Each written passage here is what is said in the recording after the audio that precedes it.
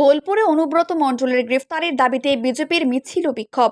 প্রাক্তন বীরভূম জেলা তৃণমূল সভাপতি অনুব্রত মণ্ডল কর্তৃক বোলপুর থানার আইসি লিটন হালদারকে কর্দজ ভাষায় আক্রমণের প্রতিবাদে আজ বোলপুর শহরে বিক্ষোভ প্রদর্শন করল বিজেপির বোলপুর সাংগঠনিক জেলার ডাকে একটি বিশাল মিছিল বোলপুর শহরের বিভিন্ন পথ পরিক্রমা করে। মিছিলে অংশ নেন বহু বিজেপি কর্মী ও সমর্থক। মিছিল শেষে বিজেপি কর্মীরা বোলপুর এসডিপিও অফিসের সামনে জড়ো হন এবং সেখানে বিক্ষোভ দেখাতে শুরু করেন। তাদের মূল দাবি ছিল আইসি লিটন হালদারকে আপত্তিকর ভাষায় আক্রমণের জন্য অনুব্রত মণ্ডলকে অবিলম্বে গ্রেফতার করতে হবে। বিক্ষোভ চলাকালীন বিজেপির একটি প্রতিনিধি দল বোলপুর এসডিপিওর কাছে একটি ডেপুটেশনও জমা দেয়। ডেপুটেশনে অনুব্রত মণ্ডলের দ্রুত গ্রেফতারের দাবি পুনর্ব্যক্ত করা হয়। এই ঘটনাকে কেন্দ্র করে বোলপুর শহরে উত্তেজনা দেখা দিয়েছে। এই বিষয়ে কি জানালেন বিজেপির প্রতিনিধি দলের সদস্য, শোনাবো আপনাদের। আপনারা সবই জানেন যে বীরভূম জেলায় পুলিশ প্রশাসনকে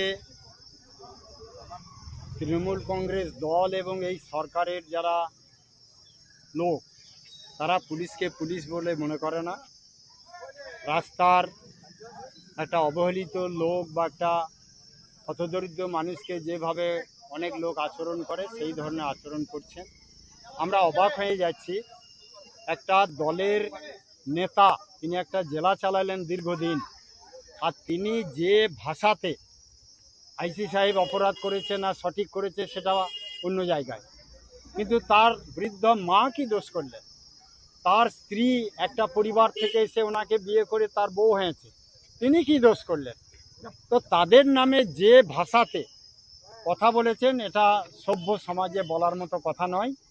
কিন্তু আমরা অবাক হয়ে যাচ্ছি যে পুলিশদের তো ঘরে বড় বড় বাড়িতে বাচ্চা ছেলেমেয়েরা আছে, ছুটিতে গেলে তাদেরকে যখন তার মা বাবারা প্রশ্ন করবে তোমাদেরকে এই চাকরি করতে হবে না, কি ভাষায় কথা বলছে, তার জবাব কি দেবে, এটা আমার প্রশ্ন। আমরা আজকে তাই ভারতীয় জনতা পার্টি বোলপুর নগরের পক্ষ থেকে একটি ডেপুটেশন দিলাম। অবিলম্বে এই কুরুচিকর মন্তব্য যে ব্যক্তি করেছে তাকে অবিলম্বে গ্রেপ্তার করতে হবে এবং গ্রেপ্তার করে দৃষ্টান্তমূলক সাজা দিতে হবে। 2 নম্বর আমাদের বিষয় ছিল যে কোনো বিষয়ে সমস্ত লোককে এক আইন এবং এক নিয়মে দেখতে হবে। রানিং সরকারের লোক এলে একরকম, অন্য লোক এলে আর এক রকম, এটা বন্ধ করতে হবে।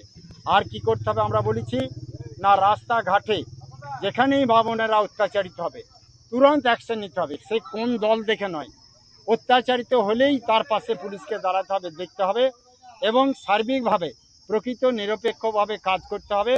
আর অতি তাড়াতাড়ি গ্রেপ্তার করে দৃষ্টান্তমূলক সাজা দিতে হবে। এই দাবি নিয়ে আজকে আমরা স্মারকলিপি জমা দিই। হ্যাঁ, আজকে আমরা এফআইআর একটা করলাম। আমাদের এক দিদি ভাই এফআইআর করেছেন, তো সেই এফআইআর কপি আজকে আমরা এখানে জমা দিলাম। ঠিক।